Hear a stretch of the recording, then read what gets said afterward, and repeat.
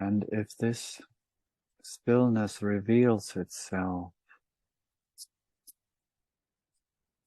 as myself more and more through understanding and not by a temporary hammering down of my thoughts, of my feelings, of the world, if I don't suppress my experience, but allow it to unfold and relearn to not grab and push away,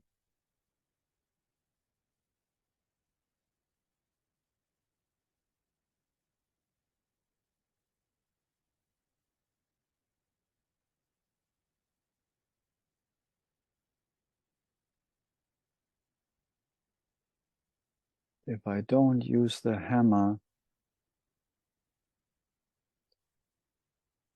the non-duality of these two dimensions reveals itself naturally to me. The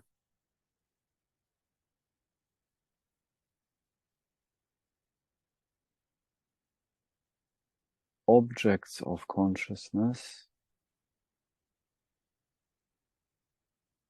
lose their power to take me away from that stillness within, lose their power to take me apparently away from that power within, from that stillness within. More and more,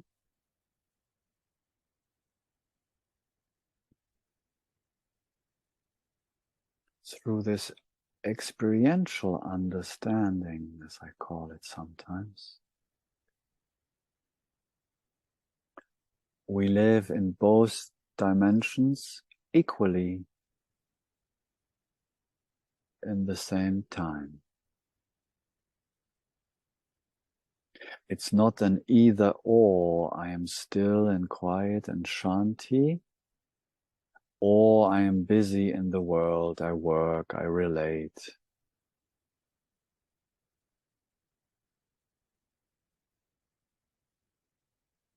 But naturally,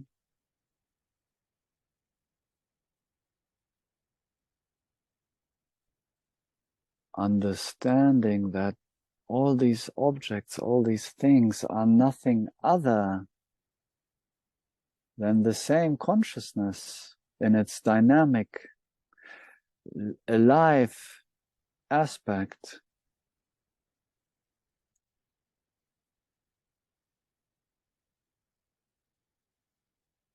By seeing that they are not other than me,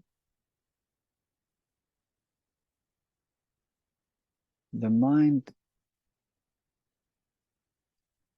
has no more reason to grab and push away.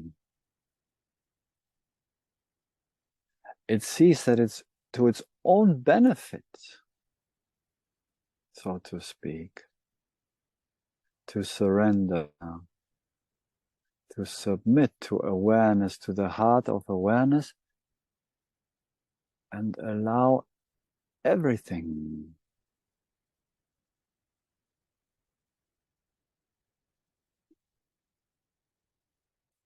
to move freely,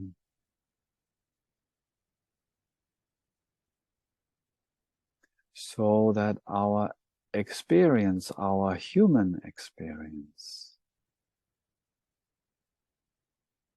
is whole.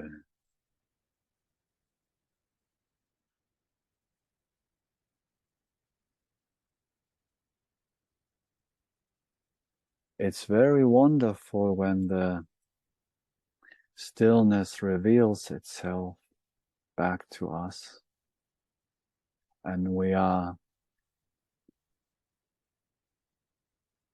free to take a pause from the craziness of our inner and outer worlds, so to speak, But earlier or later, mostly rather earlier, we are called back to our humanness. We may have heard it's just a dream.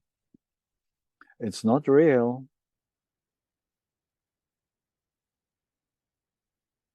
And still, we're here dreaming it. And I don't know about you guys. I think I do know, actually. I don't want to live in a nightmare.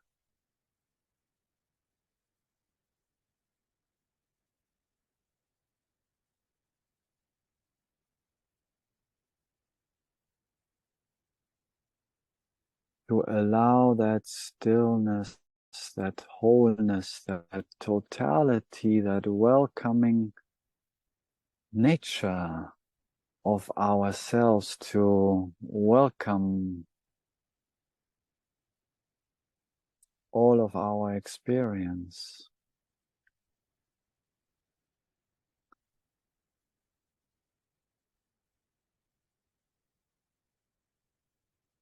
Makes our human experience whole and more peaceful and harmonious. It's a very common theme in non-duality to separate our personality from reality.